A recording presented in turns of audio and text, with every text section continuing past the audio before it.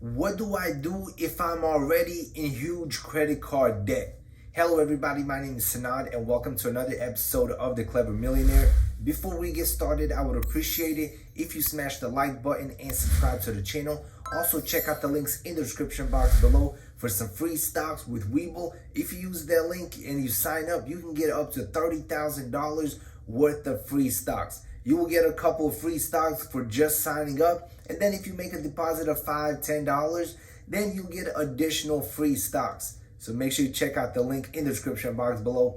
So in my previous videos, why Barra 1966 left me a comment pretty much asking what he can do if he's already in huge credit card debt. So in today's video, I will go over 3 different options that can help you get out of credit card debt. Obviously, none of this is financial advice, so please do your own research and do what is best for your financial situation. Also, all of these options are ranked differently. The first one is very safe. The second one is a little bit risky. And option number 3 is extremely risky. So please be careful. And now let's talk about option number 1.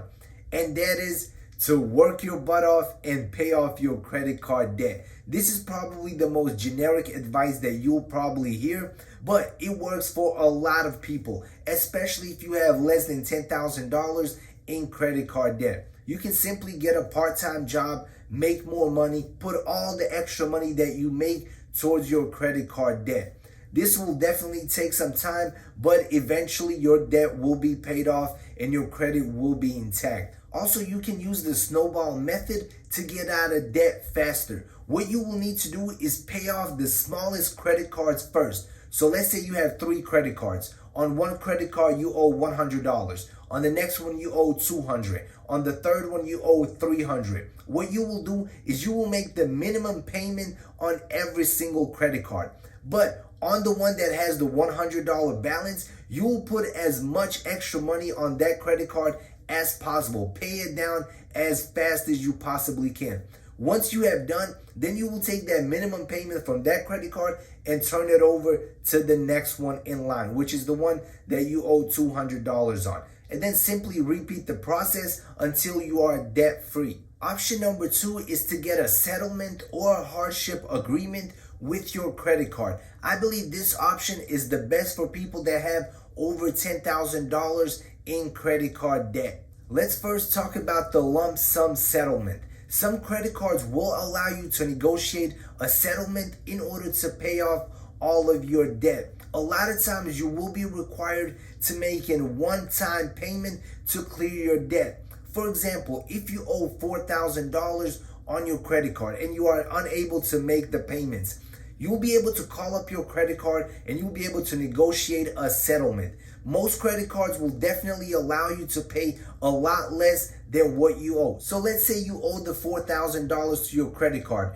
which includes your charges, your interest, and all the fees that have built up. You'll be able to ask your bank or your credit card to accept a one-time settlement payment. So let's say you have $2,500.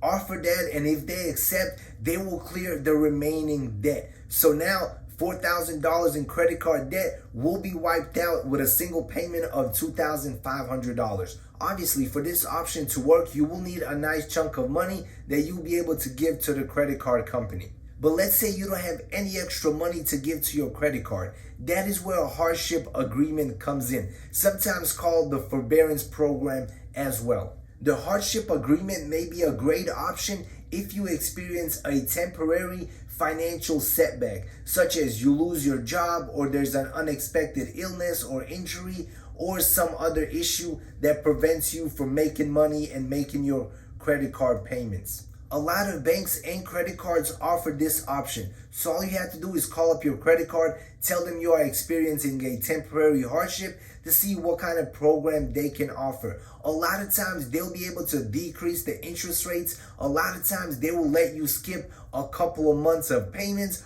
Also, they'll be able to decrease your minimum monthly payment. Also, they'll be able to remove fees that have accrued on your account. But guys, keep in mind, this program is only temporary to help you get back on your feet. And it will only last a month to 3 months depending on your credit card. Option number 1 and 2 will keep your credit intact. But option number 3 is where things get extremely risky. This is where you simply don't pay. Don't pay your credit card. Yeah, you heard me right. So if you have tens of thousands of dollars in credit card debt and you have already found a part-time job to help you pay these credit cards, you have already ran through all the other options of trying to settle, of getting a hardship agreement, pretty much tried everything out there, but now you are out of options. Your credit is completely ruined. You are behind on all of your credit cards and there's no hope in sight. Well, you can simply stop paying your credit cards. Personally, I don't recommend this option simply because there's too much risk involved. But I know a lot of people personally that have done this option and they simply stop paying their credit cards. A lot of people will take this option simply because it costs the least amount of money.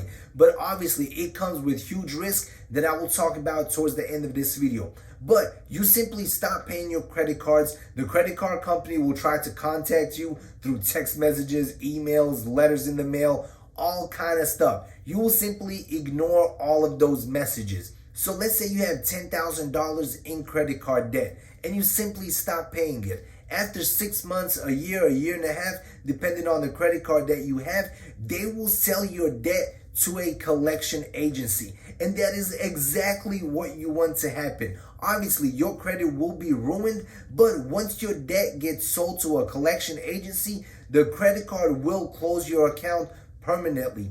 But this is where the opportunity comes in. So let's say you owe $10,000. You'll be able to negotiate with the collection agency and then you'll be able to pay a lot less. I know people personally that owed over $10,000 to their credit card. But once the collection agency contacts them, they were able to settle their debts for major discounts. I'm talking about if you owe $10,000, you'll be able to settle for $1,500 to $2,000 and you'll be able to eliminate all of your debt. Obviously, this option comes with a lot of risk and a lot of negative consequences. Your credit score will be ruined. And for the next 7 to 10 years, you will have negative remarks on your credit report. So keep that in mind. Also, guys, depending on what state you are in, the credit card company can come after you. They can sue you. They can get your wages garnished. They can get your tax returns. But a lot of times, they do not go this far unless you owe like $50,000 or $100,000 to these credit card companies. A lot of times, they'll pretty much sell the debt and let you settle it someplace else. Also, if you plan on pursuing this option, do not reset the debt clock. What do I mean by this? When you reset the debt clock, you literally give your credit card more time to collect payments from you.